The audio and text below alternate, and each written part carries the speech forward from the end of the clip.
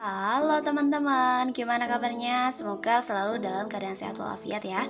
Dan dalam video kali ini kita akan membahas materi matematika tentang definisi titik, garis, bidang dalam ruang. Oke, yang pertama kita akan bahas tentang titik. Apa sih itu titik?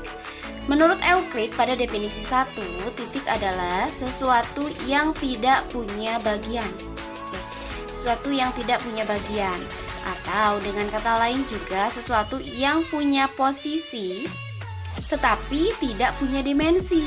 Tuh, kata kuncinya. Punya posisi tapi tidak punya dimensi, ya. Kemudian juga titik merupakan komponen bangun ruang yang tidak berbentuk dan tidak mempunyai ukuran tetapi mempunyai posisi. Kata kuncinya itu. Kemudian suatu titik digambarkan atau dimodelkan sebagai noktah dan penamaannya menggunakan huruf besar, ya. Ingat huruf besar. Contoh nih, titik A. Berarti penyimbolannya adalah titik A seperti ini. Kemudian titik B berarti sama dengan titik B. Tuh. Oke, contoh pada bangun ruangnya. Di sini sudah tersedia bangun kubus. Ditanyakan apa saja titik-titik yang terdapat pada kubus ABCD EFGH, ya. Oke, bisa kita jawab untuk pada kubus ABCD EFGH ini terdapat titik A, nih, yang di sini nih, titik, sini titik, sini titik, di sini titik, di sini juga titik, berarti titik A, titik B, titik C, titik D, titik E, titik F, titik G, dan titik H. Selesai. Itu dia. Kalau misalkan ditanyakan tentang titik apa saja yang membangun kubus ABCD EFGH. Oke, selanjutnya kita akan bahas mengenai garis. Nah, menurut Euclid pada definisi 2, garis adalah sesuatu yang punya panjang, ya, punya panjang tetapi tidak punya lebar. Tuh, punya panjang tapi tidak punya lebar, itu disebut dengan garis. Kemudian garis juga merupakan komponen bangun ruang yang hanya mempunyai ukuran panjang, nih, tetapi tidak mempunyai lebar, gitu. Nah, garis juga dapat dipandang himpunan titik-titik, gitu. Contohnya seperti ini. Ini kan garis nih. Kalau misalkan dipecah atau ini merupakan gabungan dari titik-titik nih. Titik. Nah, itu membentuk sebuah garis kan?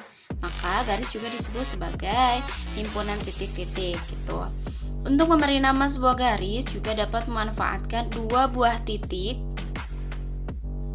pada garis tersebut atau dengan sebuah huruf kecil, ya.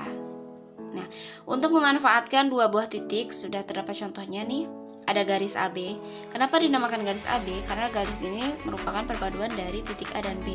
Ada titik A dan titik B. Maka disebut dengan garis AB. Kemudian di sini juga ada garis G.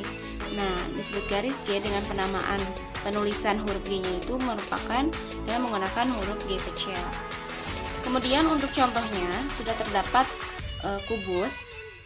Kalau misalkan ditanya ada garis apa saja yang terdapat pada kubus ABCD EFGH, itu kita bisa langsung jawab untuk garisnya.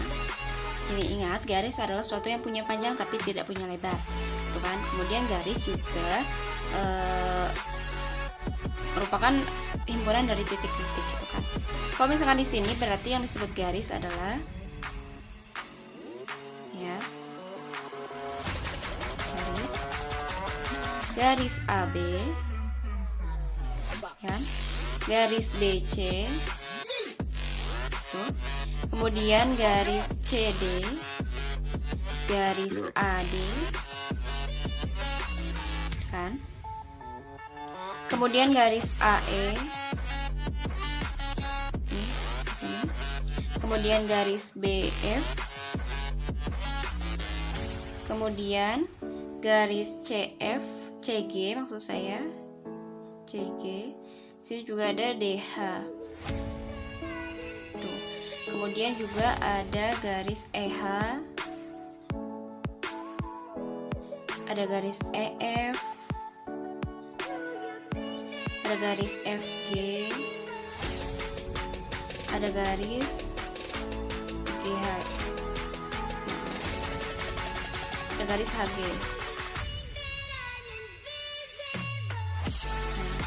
Itu dia beberapa garis: 1, 2, 3, 4, 5, 6, 7, 8, 9, 10, 11, 12 ya.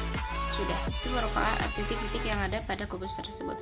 Tahu juga ada di sini, misal di sini ada yang namanya diagonal sisi atau diagonal bidang, garis BG.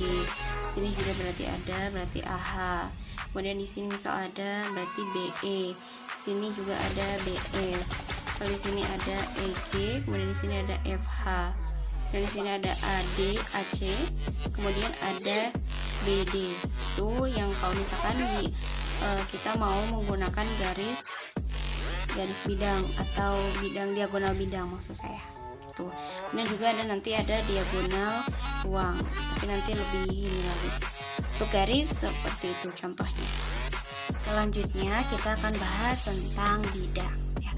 Menurut Euclid pada definisi 5, bidang adalah sesuatu yang hanya mempunyai panjang dan lebar. Oke, untuk bidang itu mempunyai panjang dan lebar.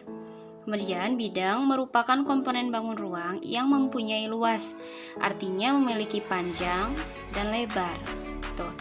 Kemudian bidang juga dapat dipandang sebagai himpunan titik-titik, sama seperti garis tadi ya.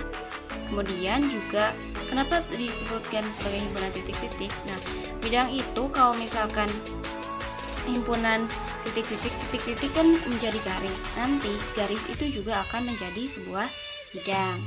Tuh. Kemudian yang disebut bidang di sini adalah bidang datar ya, yaitu bangun yang dapat digambarkan sebagai sesuatu yang datar dan mempunyai luas tidak terbatas. Tuh.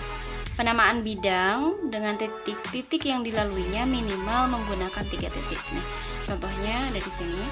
Ini ada bidang A. Di sini ada 3 titik nih, titik K, titik L, titik M. Nah, ini disebutnya dengan bidang A atau bidang KLM. Nah, contohnya untuk menentukan bidang pada kubus, sudah tersedia kubus. Jika ditanyakan ada bidang apa saja pada kubus tersebut, nah, bisa jawab berarti ada bidang AB, CD ya, ABCD gitu kan, yang atas, yang bawah. Kemudian yang atasnya berarti EFGH,